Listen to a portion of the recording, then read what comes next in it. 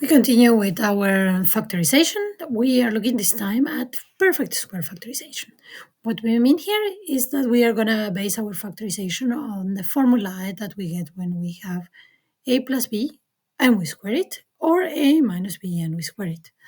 In the first case, when we expand a plus b, all of that squared, the result is a squared plus 2ab plus b squared.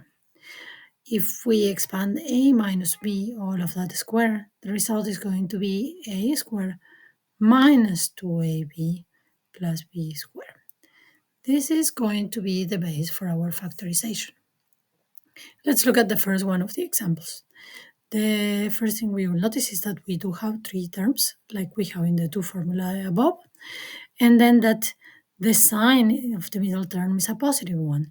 So that means since all the signs are positive, actually, we're gonna aim at seeing looking at how we can see this as, this is ugly, a squared plus 2ab plus b squared.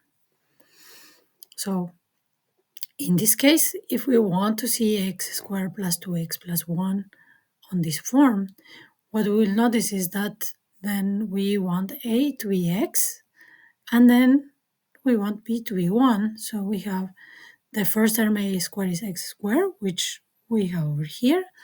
The term b squared will be 1 squared, which is 1, what we have over here. And we're just left with the middle term, that is the cross term, and we need to check that it actually works for the values that we have.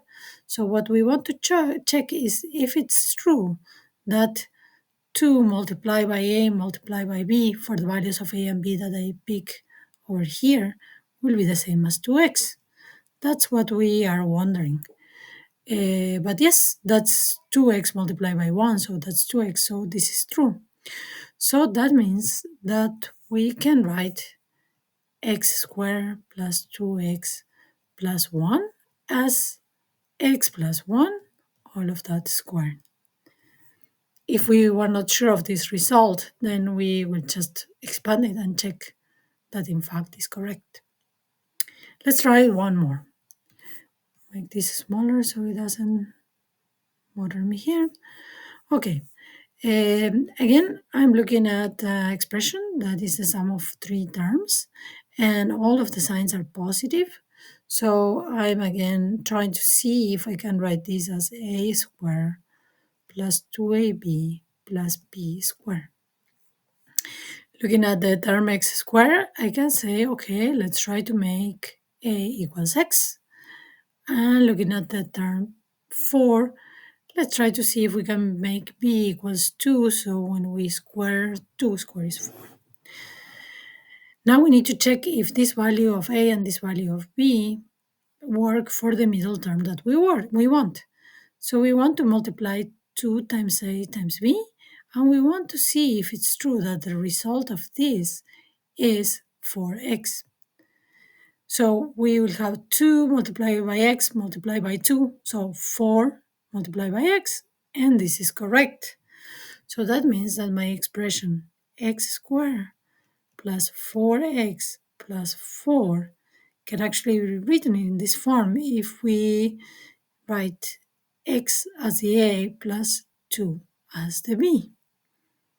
And one more time, if you want, you can apply this distributive property to check that this is correct. I have a couple more examples here for you. I'll just make a little bit more space for this. In this case, I'm going to notice that I have x squared and I also have 4, but they have a sign in the middle that is negative. So this time I'm going to aim at the second of my perfect square factorization formula. So a squared minus 2ab plus b squared. Again, I'm going to say that a is x and b is 2. This is the same as the previous one. Now I want to check if it's true that when I multiply minus 2 times a times b, the result is minus 4x. If this is correct, then this formula fits the expression we have in this case.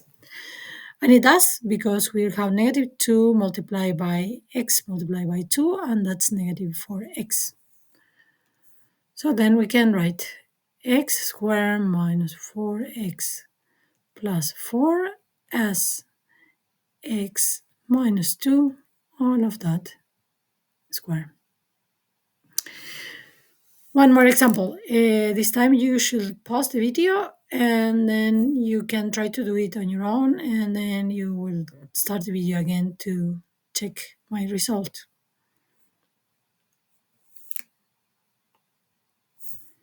Okay, let's try to check what you did. We have x squared minus 10x plus 25. So we have negative sign in the middle and the other two signs are positive. So I'm going to see if I can write this as a squared minus 2ab plus b squared. In this case, I would like my a squared to be x squared, so I want a to be x. And I would like my b squared to be 25, so I want b to be 5.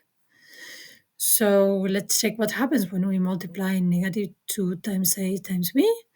That will be negative 2 times x times 5, which is negative 10x, which is the middle term I have in my expression. So this is correct.